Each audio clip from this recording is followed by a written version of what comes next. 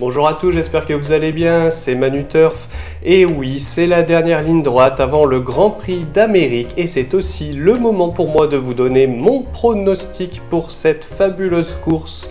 On le fera en 7 chevaux et à la fin de la vidéo, je vous donnerai également le pronostic de mon acolyte Enzo qui s'occupe également de la section Trot du site manuturf.com. Voilà, ça peut être intéressant de comparer les deux pronostics.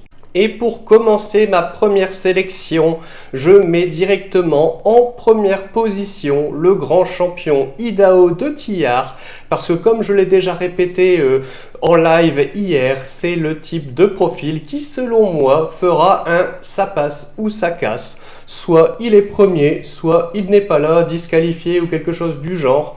Il avait été quelque peu contrarié dans sa préparation, mais je pense que Thierry Duvel-Destin a dû le remettre au top pour cette course.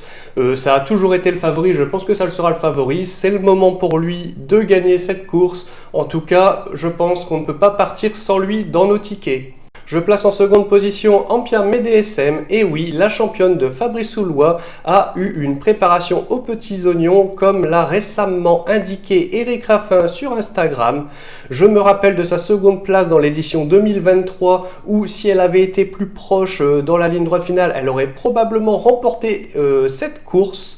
Elle a ensuite remporté les prix de France et prix de Paris. Pour moi, c'est une gagnante en puissance. Donc voilà, je pense qu'elle doit être dans le ticket de tout le monde. On attend une bonne performance, donc ça justifie cette seconde place. En troisième position, je choisis Hookerberry. Le lauréat de l'édition 2023 a également eu une très bonne préparation qui rappelle celle de l'année dernière.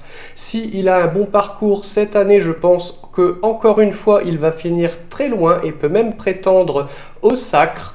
Les pensionnaires de Jean-Michel Bazir sont toujours à prendre au sérieux dans les prix d'Amérique. Je pense qu'il fait partie des favoris justifiés de cette édition, donc il est obligatoire dans vos tickets. En quatrième position, je choisis de placer le Phoenix Gu Deripré, qui a totalement été retrouvé cette année. Il est auteur d'une somptueuse course dans le prix de Bourgogne qu'il remporte en toute décontraction en étant ferré. Je pense qu'il sera encore une fois redoutable pour ce prix d'Amérique. J'ai choisi l'X de la course, la jument suédoise Joviality, pour la 5e place. Pour moi, c'est une candidature à prendre au sérieux. En effet, elle a un compte en banque de plus de 2 300 000 € à 5 ans. Elle ne les a pas eus par hasard. Et elle n'est pas la deuxième plus riche de l'épreuve pour rien. Je pense que ça peut être vraiment l'une des surprises à l'arrivée pour cette édition. Enfin, c'est même pas vraiment une surprise, j'ai envie de dire, on peut s'y attendre. Donc pour moi, elle justifie complètement cette 5e place. Pour la 6e place, je pense que tout le monde ne sera pas d'accord, mais j'ai choisi Onek. Pour moi, sa prestation dans le prix de Belgique est trop mauvaise pour être exacte. Gabriele Jormini, ce jour-là, ne lui a pas demandé grand-chose. Et Philippe Allaire a indiqué qu'il n'était pas insatisfait de sa prestation. Je pense qu'il a été préparé pour le jour J. Il a toujours été présent lors des éditions qu'il a disputées en étant par 2 fois 5e. On ne sait jamais avec lui, c'est un grand champion et il peut être présent le jour de cette grande course.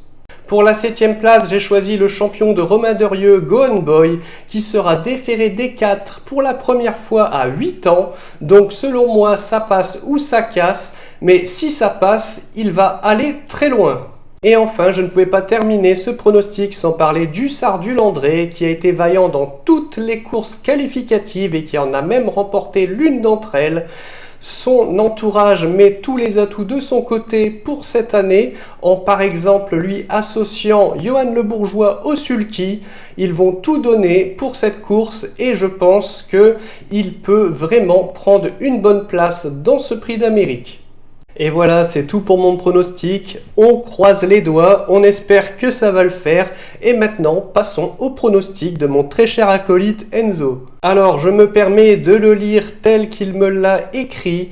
Il place en première position Idaho de Tillard en disant « Le cheval semble beaucoup plus mature que l'année dernière, sa qualité ne fait aucun doute, c'est le favori logique de la course ». En seconde position, il place Hookerberry en disant « Sa préparation est tout simplement parfaite, au boulot il a l'air parfait, le cheval a énormément pris de force, c'est une des premières chances avec le bon parcours, sa redoutable pointe de vitesse pourrait mettre tout le monde d'accord, et moi aussi d'ailleurs je le suis ». En troisième position, Ampia DSM, il cite « Sa préparation est bonne, elle a pu se qualifier sans prendre dur. L'année dernière, c'était la note du Prix d'Amérique, elle va vouloir prendre sa revanche. » En quatrième position, il choisit Izoard Vedake. Ce cheval de classe se retrouve pleinement. S'il arrive à mieux partir, il pourrait réaliser un numéro. Attention à lui. Pour la cinquième place, il choisit Gu Deripré. C'est un grand plaisir de revoir ce champion au plus haut niveau. Il restera ferré, mais il possède énormément de classe. Il pourrait se hisser dans le quintet. Pour la sixième place, il choisit Joviality. Elle vient de très bien courir derrière le champion Joshua Tree. Elle sera sûrement montée en condition physique sur cette course et elle pourrait prendre une bonne place. Et enfin, pour la septième place, il choisit Gohan Boy en indiquant « Il sera D4 pour la première fois et dernièrement c'était vraiment très bien, son année 2023 est magnifique et il mériterait de prendre une bonne place ». Alors, qu'avez-vous pensé de son pronostic? Vous pouvez également commenter le mien si vous le souhaitez. J'espère que vous avez apprécié cette vidéo. Si c'est le cas, un petit like, un follow, un partage. En tout cas, on va vraiment vibrer pour cette course de dimanche. On se dit à très bientôt. Salut tout le monde! Oups, j'avais oublié. N'oubliez pas de vous rendre sur le site manuturf.com. Il y a un superbe article qui décortique tous les partants de ce Prix d'Amérique.